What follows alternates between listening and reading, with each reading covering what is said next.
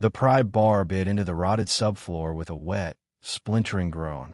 Marco wiped the sweat and grime from his forehead, tasting the sour dust that hung thick in the air of the abandoned house. It was a fixer-upper. The bank's listing had said, a polite term for a derelict skeleton that had been surrendering to the elements for the better part of a decade. He and his crew were the first people to step inside in years. He put his weight against the bar. The wood snapped, and a section of the den floor gave way, revealing the dark, spiderweb crawl space beneath. Got it, he called out to his partner, Tom, who was pulling wiring in the kitchen. Marco aimed his heavy-duty flashlight into the darkness. Dirt, debris, crumbling foundation blocks, and something else. In the far corner, tucked beside a concrete footing, was a patch of newer-looking concrete. It was crude, uneven, and completely out of place. He knelt, the beam of his light cutting a sharp white cone through the gloom. Hey, Tom, get in here. There's something weird. Tom joined him, whistling low. Looks like someone patched a plumbing leak, badly. There's no plumbing running to this corner, Marco said, his voice tightening. He grabbed a sledgehammer from their tool bag. Give me some room. He swung. The concrete was brittle, breaking apart in chalky gray chunks. With the third strike, the hammer punched through, releasing a puff of stale, shockingly foul air. It was a smell that clawed at the back of their throats, a putrid mix of chemicals, and something deep, dark, and rotten. They both recoiled, coughing. What the hell is that? Tom choked. Marco, holding his shirt over his nose, leaned in closer, shining his light into the small, dark cavity they had just exposed. He froze. His flashlight beam didn't just illuminate dirt. It illuminated the corner of a small, tattered blue tarp. And beneath it, a shape. Marco, Tom said, his voice trembling. Marco didn't answer. He just slowly backed away from the hole, his face pale. His hand fumbled for his phone. Guys, he finally managed to say, his voice a dry rasp. You need to see this. The other two crew members gathered, their laughter dying as they saw the look on Marco's face and smelled the air. The beam of the flashlight landed on the bundle again. It wasn't just a bundle. They could see a small, rusted bicycle chain lying next to it, and the unmistakable shape of a child's sneaker, the rubber sole poking out from the edge of the tarp. What they found beneath that floor hadn't seen daylight in 12 years. It was a small, cloth-wrapped tomb, and its discovery would tear open one of the most haunting and coldest missing child cases in the state's history. 12 years earlier, a 10-year-old boy had ridden his red mountain bike to a friend's house just 3 blocks away. He never arrived. He had vanished without a trace. No witnesses, no clues, no ransom note. Until now. And when investigators saw exactly what was hidden in that crude, concrete-sealed grave, they realized this house held more than just memories. It held the final, terrifying answer to a question the entire town had been asking for over a decade. What happened to Ethan Cole? It was the kind of suburban summer evening that paints itself onto memory. July 14th. The air was thick and warm, smelling of cut grass and chlorine from the neighborhood pool. Sprinklers ticked in rhythmic arcs, and the distant hum of a lawnmower was the only thing breaking the peace. Inside the Cole residence, 10-year-old Ethan Cole was wolfing down a sandwich, his feet tapping impatiently against the kitchen floor. "Can I go, Mom? Please," he asked, his mouth half full. Mark at the new video game. His mother, Sarah, smiled, drying her hands on a dish towel. Ethan was a good kid, energetic, kind, and obsessed with 2 things: video games and his bright red mountain bike. 2 blocks, Ethan. That's it, she said, pointing a finger. To Mark's house and straight back. You be home before those streetlights come on. You hear me? I know. Thanks, Ma. He grabbed his helmet, bolted out the back door, and a moment later, Sarah heard the familiar click-click-click of his bike chain as he pedaled down the driveway. She watched him from the window, a small figure in a blue t-shirt and cargo shorts, his red bike flashing in the golden hour light. He turned the corner at the end of their street, and then he was gone. The afternoon bled into evening. The golden light turned a deep, hazy orange. Sarah started dinner, glancing at the clock. The first streetlights on their block flickered to life. A small, cold prickle of worry started in her stomach. Ethan knew the rule. She wiped her hands and called Mark's house. "Hi, Janine. Is Ethan still over there? It's time for dinner." The pause on the other end of the line was too long. "Sarah." Janine's voice was confused. "Ethan's not here. He never showed up." The cold prickle became an icy vice. Sarah hung up, her heart hammering. "David," she yelled to her husband, who was in the garage. "David, come here." Ethan never made it to Mark's. Within 10 minutes, they were in the car, driving the 2-block route. They checked the park. They checked the small creek bed. Nothing. By 8 p.m., the streetlights were on full, casting sterile pools of white light on an empty sidewalk. By 9 p.m., they had called the police. An officer arrived, his notebook out, his expression calm but serious. "Kids do this sometimes, ma'am. He's probably just lost track of time." "Not Ethan," Sarah insisted, her voice shaking. "He knows the rule. Something is wrong." By midnight, the entire neighborhood was awake, the flashing blue and red lights of multiple police cruisers painting the quiet houses. Neighbors stood on their lawns in bathrobes, clutching coffee mugs, their faces etched with fear. The search had begun, but as the long, agonizing hours of that first night ticked by, one question began to haunt everyone, a question that would echo unanswered for 12 years. How could a 10-year-old boy, on a bright red bike, vanish in the middle of a warm summer day, in a neighborhood where everyone knew everyone? The search for Ethan Cole was immediate and massive. By dawn, the quiet suburb had become the nerve center for a frantic operation. Volunteers, hundreds of them, fanned out in grid patterns, beating back bushes and calling his name until their voices were hoarse. K-9 units sniffed at the grass on the route he should have taken, their handlers grim. A state police helicopter thundered overhead, its spotlight cutting through the early morning mist. Detective Linda Perez arrived on the scene, coffee in one hand, a deep-seated weariness in her eyes. She had been a detective for 15 years, but missing child cases were different. They hollowed you out. She interviewed Sarah and David Cole, her voice gentle, but her questions precise. Any strangers in the neighborhood? Any unusual cars? Anyone he might have been afraid of? They had nothing. He was a happy kid. Their neighborhood was safe. This wasn't supposed to happen here. Then, on the second day, a break. A teenager, out searching on his own, found it. Ethan's red mountain bike. It wasn't crashed. It wasn't hidden. It was just abandoned. Leaned against the chain-link fence of an overgrown vacant lot, 2 streets over from Mark's house, in the opposite direction of his home. Perez stood at the scene, the bike now cordoned off with yellow tape. "It's a vanishing point," she muttered to her partner. "He was riding, he stopped here, and he just stopped existing." The K9S hit the scent hard, tracking it from the bike to a gravel back alley that ran behind the lot. And then, at the mouth of the alley where it met the street, the trail went cold. The dog circled, confused, then sat. "He got into a vehicle," Perez stated. It wasn't a question. Right here, the media descended. Satellite trucks lined the streets, and Ethan's smiling school photo was suddenly on every news channel, in every newspaper. The town was paralyzed by terror. Parents drove their children to school. The parks fell silent. Investigators canvassed every house, every registered sex offender, every person with a criminal record within a 20-mile radius. They found nothing. No fingerprints on the bike, but Ethan's. No signs of a struggle. No witnesses who saw him at the lot. It was as if he had been erased. And then a tiny, fragile lead.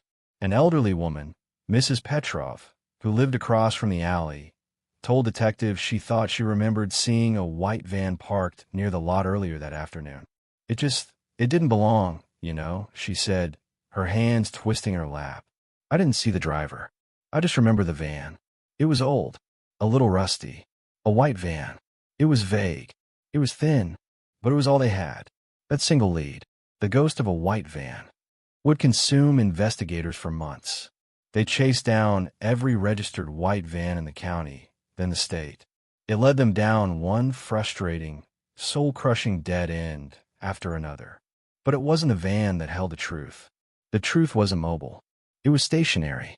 It was waiting, buried under dust and concrete, less than 3 miles away, in a house no one had any reason to look at. The white van theory dominated the investigation, but it produced no arrests. As the weeks dragged into a humid, agonizing August, Detective Perez and her team turned their focus inward, to the people who moved on the periphery of the neighborhood. First, there was Frank Jennings, a local handyman with a string of petty theft charges. He had been working on a roof 2 streets over from where the bike was found. His alibi was weak. He claimed he was at a bar, but no one could place him there until after 9 p.m. Perez grilled him for hours. He was shifty, angry, but there was no evidence. Nothing. Then there was Mr. Gable, a retired teacher who lived alone near the vacant lot. Neighbors called him odd. He kept to himself and was known to yell at kids who cut through his yard. He was seen gardening that afternoon, right around the time Ethan would have passed. He was questioned, his home searched with his nervous permission.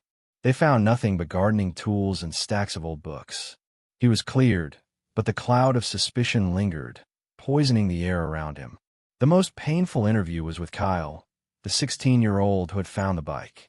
Perez sat with him, trying to be gentle. "Why were you at that lot, Kyle? It's out of the way." The boy was all knees and elbows, his eyes darting. I just cut through there sometimes, to get to my friends. I saw the bike. I knew it was Ethan's. I wanted to help." He seemed terrified, but Perez chalked it up to the trauma of the situation. He was just a kid who had stumbled into a nightmare. Meanwhile, Sarah and David Cole shattered in slow motion. They held a press conference, their faces hollow, pleading into a sea of cameras. "Please," Sarah whispered, her voice breaking. "If you have him, just let us know he's safe. We don't care about anything else. Just bring our boy home." The town responded. Yellow ribbons, symbolizing hope, were tied around every oak tree and telephone pole. Candlelight vigils were held on the high school football field, hundreds of small flames flickering against the darkness. But the hope was fragile. Fear was stronger. Autumn came. The yellow ribbons faded and tore in the wind. The media trucks packed up, moving on to the next tragedy. The case went cold. Years passed. The world moved on, but the Cole house did not. It became a silent museum of grief. David worked until he was exhausted, avoiding the empty chair at the dinner table. Sarah kept Ethan's room exactly as he had left it. His baseball gloves sat on his dresser. His spelling homework was on his desk. The door remained closed, a perfect, heartbreaking time capsule. For 12 long years, that room stayed untouched, a shrine to a boy suspended in time. And then, less than 3 miles away, in a derelict house that no one had ever connected to the Coles, a renovation crew, tasked with gutting the rotted den, picked up their tools. A crowbar was about to break a silence that had lasted for 4,380 days. The 911 call from the renovation crew was frantic, bordering on hysterical. "You need to send someone. Now." Marco was yelling into the phone. "We're at 417 Elm Drive. We found something. Oh God, I think it's a body." The first patrol car arrived in under 2 minutes. The officer, young and new to the force, stepped out of his car and was immediately hit by the smell rolling out of the open doorway. He radioed for backup, and his supervisor, his voice strained. "When detective?" "Now captain." Linda Perez arrived. The house was already taped off. The air was thick with a grim, professional silence. The renovators sat on the curb, wrapped in shock blankets, their faces ashen. Perez was grayer now, the lines around her eyes deeper. The Cole case had defined her career. It was the one file she kept on her active desk, a constant, nagging failure. She ducked under the tape and entered the house. An officer pointed her toward the den. "In the crawl space, Captain. You're going to want to prepare yourself." Perez knelt by the ragged hole in the floor. The forensics team was already setting up lights, illuminating the crude grave. She saw it. The blue tarp, the rusted bicycle chain, the small, mud-caked sneaker. She didn't need to wait for the coroner. She knew. "It's him," she said, her voice flat, devoid of all emotion. It's Ethan. The news ripped through the town like a shockwave. The illusion they had clung to, that maybe Ethan had run away, that maybe he'd been taken by someone far away and was still, somehow, alive, was shattered with brutal finality. He was here. He had always been here. The discovery was horrific, but it was also the first real lead in 12 years. The house at 417 Elm Drive was now the most important crime scene in the state. Forensics worked for 48 hours straight, delicately excavating the site. They confirmed the remains were Ethan Cole's through dental records. They also found the clothes he was wearing the day he vanished, the blue t-shirt, the cargo shorts. But as they dismantled the crude, concrete sarcophagus, they realized something even more chilling. The concrete had been mixed by hand, poured in a hurry. But the cavity itself wasn't random. It had been dug out with precision, the edges squared, and found next to the body, mixed in with the dirt, were a specialized trowel, a pair of worn leatherwork gloves, and several bags of quick-set lime, a chemical used to neutralize decomposition and mask the smell. This wasn't a crime of passion. This wasn't a panicked attempt to hide a body. This was a purpose-built crypt, constructed by someone who knew exactly what they were doing. This was the work of a patient, practiced killer. And this house had been their workshop. Who owned this house? Perez demanded, back at the station, the next morning. Her team was already digging. The property records for 417 Elm Drive told a story. At the time of Ethan's disappearance, the house was owned by a man named Arthur Shaw. The name meant nothing to Perez. He had never been a suspect. He wasn't on any lists. Who was Arthur Shaw? The file was thin. He was a local contractor, specializing in renovations and concrete work. He had lived alone. He bought the house as a foreclosure, intending to flip it himself. He had no criminal record, no family in the state. He was by all accounts a ghost. Perez and her partner started canvassing the old neighbors, people who had lived on Elm Drive 12 years ago. An elderly man, watering his petunias, remembered him. Shaw? Yeah, quiet fella. Kept to himself. Always working on that house. Always. Did you see him the day the boy went missing? Can't say I did. But I remember him working at all hours. Always hammering, but at night. Used to hear his cement mixer going after midnight. Thought it was strange, but, none of my business. Perez felt a cold dread settle in her stomach. A contractor who works with concrete at night. The pieces began to click into place, forming a horrifying picture. The forensics team confirmed it. The tool marks on the broken concrete, the specific brand of trowel found in the grave. It all matched the tools and materials known to be used by Shaw's defunct contracting business. Perez stood in the empty den, the hole in the floor, now a gaping, illuminated square. She reconstructed the crime. Ethan is riding his bike. Maybe his chain did come loose. Arthur Shaw, working in his yard, sees him struggling. He's a local contractor, a non-threatening, middle-aged man. Having trouble with that bike, kid, he might have said, his voice friendly. Come on in the back. I've got a garage full of tools. I can fix that for you in 2 minutes. Ethan, a trusting 10-year-old, would have seen no danger. He would have followed Shaw into the house, and he never came back out. The community, which had spent weeks searching the woods and parks, had unknowingly walked and driven past this house, this tomb, every single day. The trick-or-treaters who had skipped this dark, under-construction house. The mailman who had put flyers in a mailbox. They were all just feet away from the one secret everyone was desperate to find. The case felt like it was closing. Arthur Shaw was their killer. There was just one problem. He's gone, Captain, a junior detective reported. We checked his records. Shaw sold the house at a loss about 2.5 years after Ethan disappeared. He just left town, dropped off the map. Find him, Perez ordered. I don't care where he is. Find him. But when they tracked down his only living relative, an estranged sister living in Oregon, she uncovered a box of his old belongings she kept in her attic.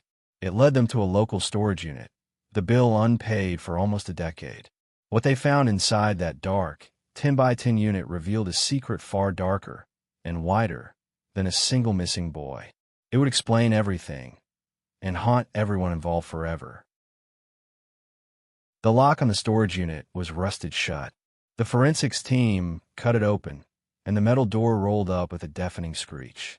The air that escaped was cold, musty, and smelled of mice and old oil. The unit was packed. Bags of concrete mix, stacked against the wall.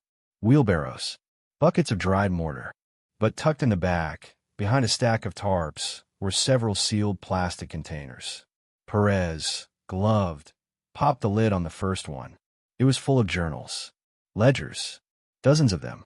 At first, they looked like work logs. Dates, addresses, job descriptions. March 4th, 112 Oak.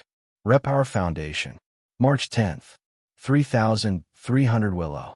Seal basement. But as Perez flipped through the pages, she saw other notes, scribbled in the margins. Details that had nothing to do with construction. 112 Oak. Boy, 8 to 9 years. Red hair. Likes dogs. Leaves for school 7:50. 3,300 Willow. Girl. 10 pigtails. Bike. Her blood ran cold. These weren't job logs. They were hunting logs. She opened the next container. It was filled with photographs. Polaroids. Trophies. Dozens of them, of children. Some were taken from a distance. Kids playing in yards, waiting for school buses. And some were not. Arthur Shaw wasn't just a killer. He was a prolific, meticulous predator. The house on Elm Drive wasn't his first. It was just the one where he got sloppy. Perez looked at the list of addresses in the journals. My God, she whispered. He worked on homes all over the county, each one with a hidden compartment or a sealed crawl space. He had been building cages, hiding places. He had been using his trade as a cover. Where is he? She yelled, pulling out her phone. I want a multi-state APB on Arthur Shaw. Now. The answer came back 15 minutes later, and it stopped the investigation cold. Captain, the detective on the phone said, his voice quiet. You can call off the APB. Arthur Shaw is dead. He died 10 years ago. It was a single-car accident. 2 years after Ethan disappeared. Shaw's work truck had skidded on an icy bridge during a winter storm and plunged into the river below. His body was recovered. The case was ruled an accident. He had taken his secrets with him. The case was over. Justice, it seemed, had been delivered by a patch of ice. But something still bothered Perez.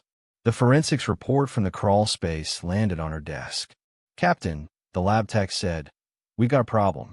We found 2 distinct DNA profiles on the tools found in the grave. One belongs to the victim, Ethan. The other doesn't match Arthur Shaw. What? There was someone else in that crawl space. An accomplice. Perez stared at the report. An accomplice. Who? They ran the mystery DNA through Cody's. No hits. Perez sat back, her mind racing. Who? Who? And then an idea. A long shot. Back when Ethan first vanished, she said, we took voluntary DNA swabs from dozens of people in the neighborhood. For elimination. Do we still have those samples? It took a day to find them in the evidence archives. They ran the mystery DNA against the old volunteer samples. On a Friday afternoon, the lab called. We have a match, Captain. A partial familial match. The DNA on the trowel belongs to a close relative of one of the volunteers, a 16-year-old kid who lived 3 streets over from the Cole house. Perez felt the floor drop out from under her. She knew the name. Kyle, she breathed. Kyle, the teenager who found the bike. The scared kid who just wanted to help. The betrayal was absolute. It was deeper and more sickening than anyone could have imagined. The truth and the accomplice had been right there from the beginning, watching them, hiding in plain sight all along. The drive to Kyle's house was the longest of Linda Perez's life. He didn't live in the old neighborhood anymore. He lived in a new development, a neat suburban house with a 2-car garage and a basketball hoop in the driveway. He was 29 now, married. He had a 2-year-old daughter. Perez knocked on the door. Kyle answered, holding his toddler on his hip. He was smiling. Can I help you, officer? Captain, Perez corrected him. She held up her badge. Do you remember me, Kyle? The smile on his face didn't fade. It froze. The color drained from his face as the recognition of 12 years ago clicked into place. He knew, instantly, why she was there. "Put the child down, Kyle," Perez said, her voice like steel. He did, handing the little girl to his confused wife. "What's this about?" "You're under arrest for your part in the abduction and murder of Ethan Cole." The confession, when it came, spilled out of him in a torrent of sobs at the station. He had been living with this poison for over a decade. Arthur Shaw wasn't just a local contractor. He was a friend of Kyle's uncle. He had taken a shine to Kyle, hiring him for odd jobs, paying him in cash. He had groomed him. The day Ethan vanished, Shaw had called Kyle. He told him he had a job for him. When Kyle got to the house, Ethan was already inside, already dead. Shaw, panicking, told Kyle he had to help him. He threatened him. He told him he'd kill his family. "He made me help mix the concrete," Kyle wept. "He said my only job was to create a distraction. He told me to take Ethan's bike and leave it by the vacant lot, to make them look over there, not at the house." He had found the bike, but he hadn't found it. He had placed it. He had created the vanishing point that had sent the entire investigation on a 12-year wild goose chase, all to protect the monster on Elm Drive. The news shattered the community for a second time. The betrayal was, for many, worse than the crime itself. He had been one of them. Ethan Cole was finally laid to rest, 12 years after he went for a bike ride. The entire town came to the funeral. Sarah and David Cole, now gray and aged far beyond their years, stood by the small casket, holding each other up. They had their answer. It was not the one they had ever, in their darkest nightmares, imagined. The house at 417 Elm Drive was demolished. The town council couldn't tear it down fast enough. The lot was scraped clean, and a small, quiet park was built in its place. There is a single bench and a small, bronze plaque that reads, "In memory of Ethan. May you ride in peace." Every July, the town holds a ride for Ethan. Hundreds of people, on bikes, ride the 2 blocks from his old house to the park where Arthur Shaw's house once stood. It is a ride home for the boy who never made it. The case proved that evil doesn't always come in the form of a monster in a white van. Sometimes, it's the quiet contractor who smiles and offers to help. Sometimes, it's the scared teenager next door. Sometimes, the most terrifying secrets are hiding right under our feet, in the most ordinary places, just waiting for the floorboards to be pulled away. Today, the park on Elm Drive is quiet. Children play on the swings, their laughter bright in the afternoon air. They are too young to know the story of the ground beneath them, to know that they are playing on land once soaked in an unspeakable secret. But for the rest of the town, the scars remain. Kyle is serving a life sentence, convicted as an accomplice to felony murder. At his trial, he apologized, but his words were empty to the Cole family. Captain Linda Perez is retired now, but she is still haunted. Arthur Shaw's journals, filled with addresses and the descriptions of other children, are still open. Investigators are now cross-referencing his work logs with unsolved missing child cases in 3 different states. They believe there are other victims. They believe that somewhere in other quiet suburbs, in other old houses he renovated, Arthur Shaw may have built other tombs. Other secrets may still be lying silent, hidden behind walls or sealed beneath floors. 12 years of agonizing silence for one family ended with the crack of a sledgehammer. But for the families of the other children in Shaw's faded Polaroid photographs, the silence continues. The echoes of that discovery, in that small, dark crawl space, may never truly fade. What would you have done if you were one of the renovators? How does a community ever learn to trust again after a betrayal this deep? Let us know your thoughts in the comments. And if this story shocked you, hit the like button and subscribe for more true stories that uncover the darkness hidden just beneath the surface.